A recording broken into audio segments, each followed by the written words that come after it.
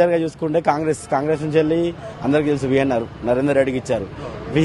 నేను 2012 అందులో చదువుకున్నాడు. అప్పటి నుంచి ఇప్పటి 4 చదువుకున్నాడు. అప్పటి నుండి ఇప్పటిదాకా అతని బిల్డింగ్స్ పెరిగినాయి, విద్యార్థులు పెరిగిళ్ళు. అంతేగాని అతను ఒక్కరికి కూడా ఫ్రీ ఎడ్యుకేషన్ లేదు. ఈవెన్ హాస్టల్స్ కి ఫ్రీ బుకింగ్ చేసుకుంటారు కదా, ఇది ఒకటి కంపల్సరీ తీసుకోండి.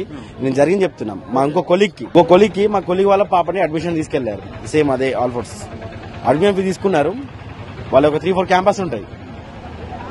అమౌంట్ తీసుకున్నారు అంతే. మనం అమౌంట్ ఎంత పెడితేనే అంత వాల్యూ. అమౌంట్ ఇచ్చిన తీరు బట్టే ఫెసిలిటీస్ అక్కడ కూడా. తీసుకెళ్లి అమ్మాయిని దోమలలో పడుకోబెట్టారు. అమౌంట్ ఇచ్చి కూడా బాధపడ్డారు. నో డబ్బు పెడితేనే ఫెసిలిటీస్ అక్కడ. అందరికి ఇవ్వరు ఫెసిలిటీస్.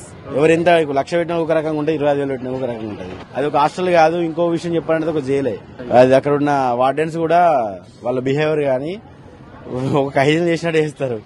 ఇప్పుడు అమౌంట్ పెట్టినప్పుడు కనీసం అందరికి ఒకటే రకం చూడ. విద్యార్థి అంటే అందరు ఒకటే. అమౌంట్ ఇచ్చిన వాళ్ళు ఒక రకం చూసి ఇవ్వని వాళ్ళు ఒక రకం చూస్తే ఎవరికి అనిపిస్తుంది?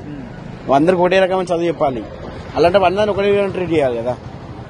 స్టూడెంట్స్ పేరెంట్స్ తోని సంబంధమే లేదు. అతనికి కావాల్సింది ఒకటే డబ్బు.